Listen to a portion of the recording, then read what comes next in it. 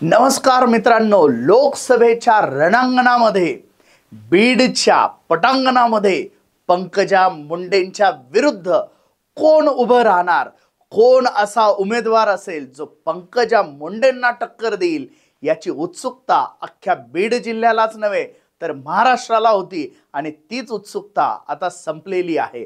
कारण शरद पवार गटाकडून आता बजरंग सोनवणे यांना उमेदवारी जाहीर करण्यात आलेली आहे। हे बजरंग सोनवणे नेमके कोण जाणून घेऊया या व्हिडिओच्या माध्यमातून। मी डॉक्टर महेश, आपण बघत आहात गोष्ट छोटी पण डोंगरा एवढी। तर मित्रांनो, बीड जिल्हा म्हटलं की स्वर्गीय गोपीनाथ मुंडे यांचं नाव येणार नाही असा व्यक्तीच नसणार।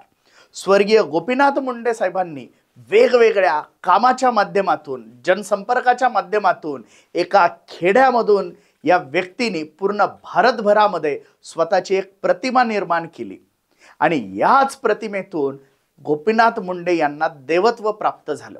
आता या गोपीनाथ मुंडेंच्या निर्वाणानंतर पंकजा मुंडे यांच्याकडे त्यांचा राजकीय वारसा चालत आला आणि या पंकजा मुंडेंना मागच्या वेळी पराभवाची धूळही चाखावी लागली।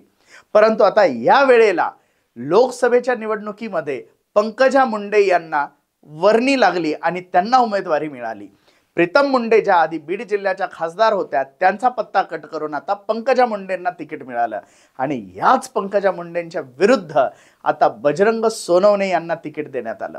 हे बजरंग सोनवणे हा साधारण शेतकरी पुत्र, जिथे गोपीनाथ मुंडेंचं एवढं मोठं वलय होतं त्या वलयाला सुद्धा छिद्र पाडण्याची ताकद ठेवणारा हा सामान्य लोकांचा नेता आणि इतकं मोठं वलय असताना सुद्धा स्वतःची एक वेगळी ओळख निर्माण करणारा हा कार्यकर्ता।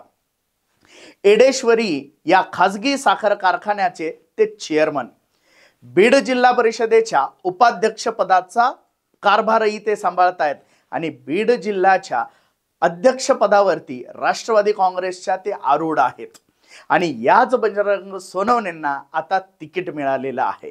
खरं तर बीड जिल्हा म्हटलं की तिथे कुठेतरी थोडासा जातीयवाद हा नेहमीच बघण्यात आलेला आहे।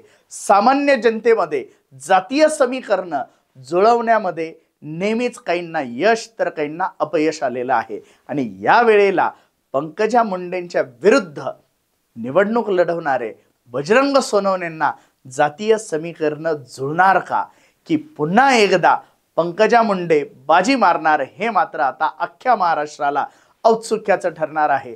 जर आपल्याला हा व्हिडिओ आवडला असेल तर लाईक आणि शेअर करायला विसरू नका आणि अशाच प्रकारचे अजून व्हिडिओ बघण्यासाठी या चॅनलला सबस्क्राईब करा। धन्यवाद।